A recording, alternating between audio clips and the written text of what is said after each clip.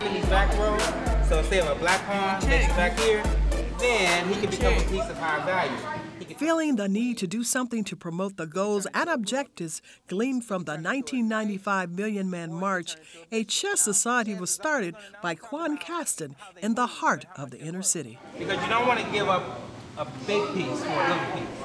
What is chess academics? Chess academics is an idea that I came up with after the Million Man March to add a comprehensive academic component to the residents in my community in terms of enhancing our ability to think critically and analytically and strategically, which is what a chess player does. I'm teaching cognition. I'm teaching young people in particular how to think more analytically and more critically and to strategize their decisions. And when they come up with a decision, to execute the decision tactically, just like a chess player would a move on a chessboard. I think that chess is a perfect mini paradigm to our society. And so the things I found that come out of this game, I found that they're applicable in everyday life. Before you make a move, you have to think about a number of variables. Not only what you want to do, but also what you don't want to have happen to you. So it's an offensive as well as defensive mindset. Caston destroyed the myth that African-American children are not interested in chess. What I do is I have over 400 sets now. So typically I'll just get up in the morning and I'll find a location where there's children are going to be, congregating at, like the park is ideal here. And when I set the boards out, they come running. What is this? They'll start grabbing the pieces, and touching them.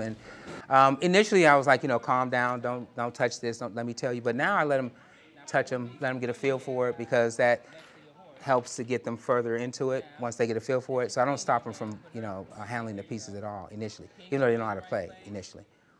But it's still a game.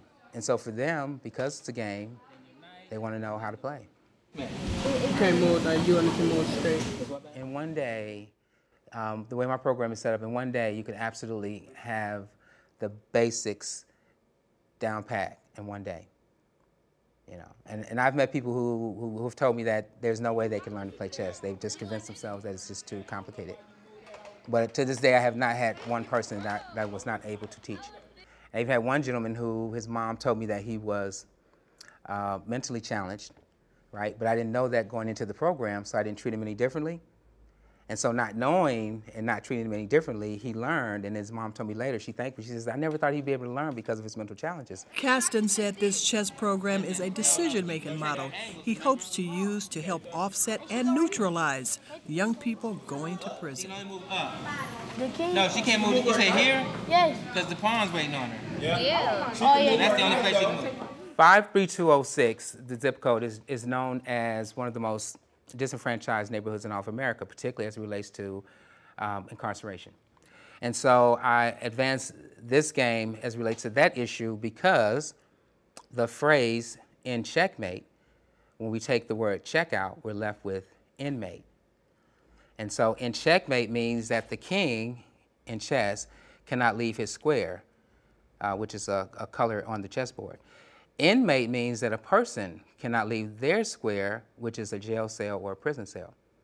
So we see that direct correlation in life with the game and incarceration. Because the object is to trap someone. Either I'm trapping your king or I'm being trapped. And so such is the case in real life. People who go to jail are people who are in fact trapped. Get him. But if he makes it, he says, hey, you didn't get me, then it becomes more valuable. And that's what happens to you guys. When you make it all the way to graduation, you can say, the bad world didn't get me, so now I'm more important, right? Yes. I love to see the light that goes on in a child's head. When the moment occurs, when I know there's a move, and as an experienced player, I can see the move, and I just know that if they take the time to really think about what they're being taught, they could see the move. And so when that actual moment occurs, when I see a young person get the move, then I know the work is not only effective, but I have some hope that this child will continue this particular model and use these principles throughout their life. So if you can see that, then you can see that. If you see what's on the board, you can see what's out the window, because it's a direct relationship. This is cool.